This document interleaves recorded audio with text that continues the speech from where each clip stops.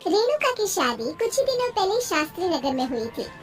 रेणुका बहुत ही आलसी लड़की थी। वो दिन भर बेड पर सोती रहती या फिर मैगजीन पढ़ती रहती और घर के काम भी धीरे धीरे ही करती। एक दिन उसकी सास उसके पास आती है। बहू, आज बेसन का चिला बना दे, बड़ा मन कर रहा है। हाँ मम्मी जी, बनाती हूँ थोड़ी देर में। थोड़ी देर में? अरे थोड़ी देर में तो रात के खाने का वक्त हो जाएगा बहू। अच्छा मम्मी जी, तो फिर आप रात का खाना ही खा लीजिएगा ना।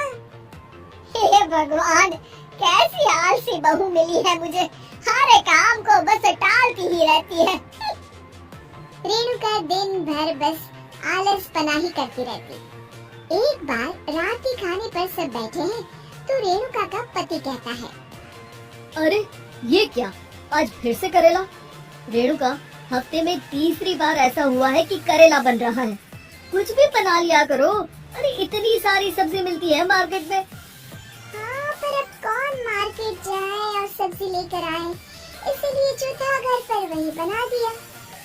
बहू, फ्रिज खोलकर देखती तो पता चलता कि सारी सब्जियां रखी होती है, पर तुम्हारा आलसपन खत्म हो तो तुम्हारी नजर जाए ना।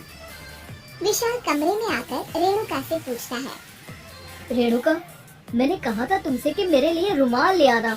मेरे सारे रुमाल खराब हो गए हैं। तुम ले आई क्या? आज नहीं गई, कल ले आऊंगी। ओफो, पिछले 4 दिनों से मैं यही सुन रहा हूँ। बिना रुमाल के ऑफिस जाना पड़ रहा है। तुम तो बहुत ही आलसी होती जा रही हो रेणुका। आपको रुमाल की जरूरत है ना, तो खुद ही खरीद लीजिए ना। हाँ, अब वही करूँगा। तुम्हारे भरोसे बैठा रहा तो कुछ नहीं होगा। एक दिन दरवाजे पर बेल बज रही होती है और रेणुका सोफे पर बैठी होती है, पर आलस में दरवाजा खोलती ही नहीं। अरे बहू, कितनी देर से बेल बज रही है? क्या कानों में रुई डालकर बैठी हो जो सुनाई नहीं दे रही बेल? मम्मी जी, अब आप आ ही गई है तो आप ही खोल दीजिए ना दरवाजा। क्यों मुझे ताना मारकर और देर कर रही है? अरे वाह, उल्टा चोर को तवाल को डांटे।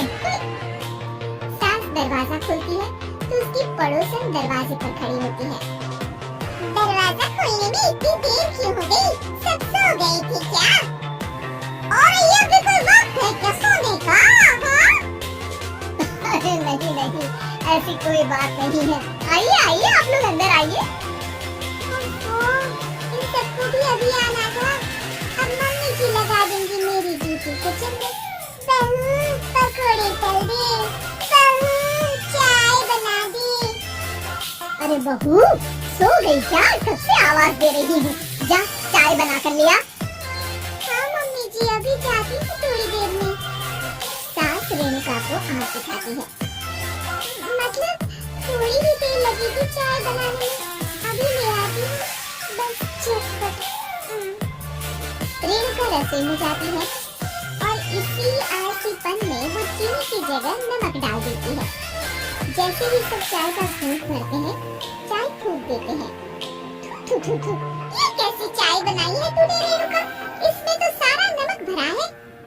हाँ, और ये पकोड़े, इसमें इतनी मिर्च है कि मेरी तो हालत ही खराब होगी खाकर।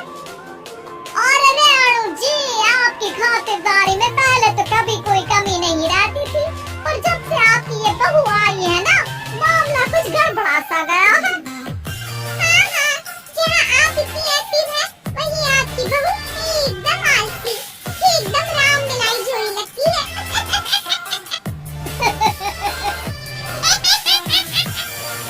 अच्छा जी, चलते हैं अब। नमक वाली चाय पिलाने के लिए बहुत बहुत शुक्रिया।